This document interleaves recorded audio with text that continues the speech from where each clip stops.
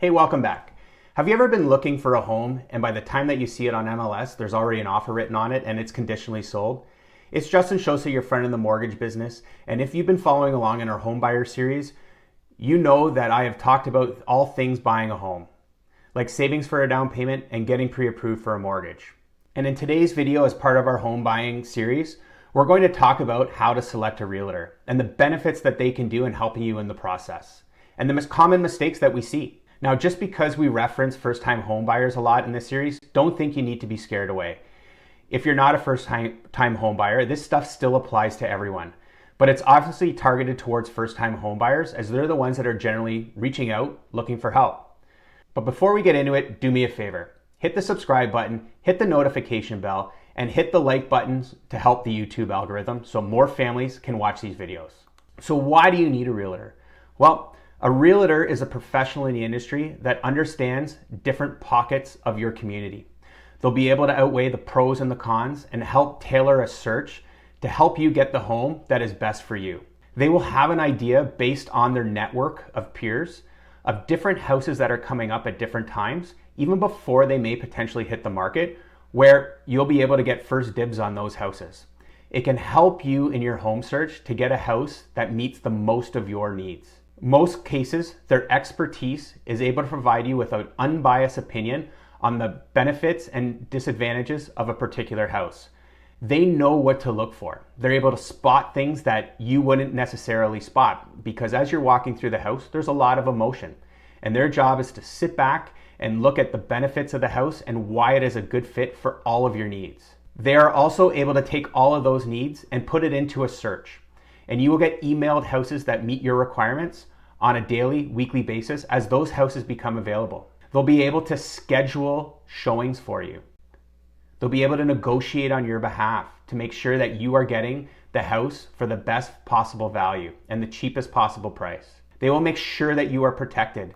They will put conditions in your offer and make sure that you are successful in obtaining that house. One of the most common mistakes that we see is people using a real estate agent that is not a good fit for them. Listen, there's tons of real estate agents out there that would be a perfect fit for your personality.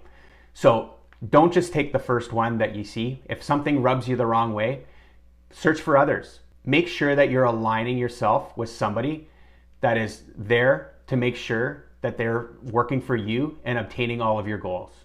There are many ways to find a real estate agent. Most of us have parents that have used some in the past and they're gonna recommend them to us. You have friends and family that are able to recommend you to real estate agents as well. When you're doing that, usually what you'd want to do is you'd want to have a call, meet with them, and again, get a good feeling. If something doesn't feel right, that's okay. They're used to it. It's not a big deal. And there's a better fit for the right person that's out there. Another option is you can come to a mortgage broker or a mortgage professional like myself. We have a list of great realtors, some of the best in the industry who genuinely care about you the most. Again, they are there, we have vetted them, and they are there to make sure that you are on a path to a success to get that house.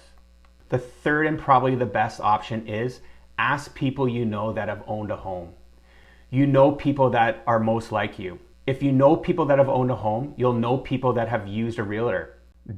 Don't just go on Facebook and say, does anyone know a realtor? Lots of those recommendations have no filters. You make sure that you keep in mind that a realtor's job is to represent you.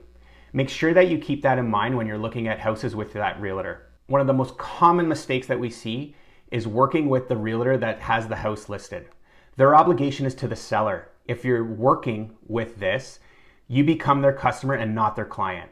I'm not saying that it can't work where there's a realtor that represents both sides of the transaction, but it is not how I would recommend selecting your realtor. What you want to do is you want to look for the one who's the most trustworthy, not necessarily the one with the best marketing. If you found this video useful, please hit the subscribe button, click the notification bell, and like this video. In our next video, we're actually going to go through the actual approval process. And if we've done our pre-approval properly, it's going to be a very easy process. If you haven't been pre-approved, it could be the most stressful week of your life.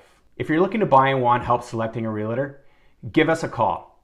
Or go to chaussemortgages.ca. I promise my team of preferred partners will give you the local competitive advantage in today's real estate market.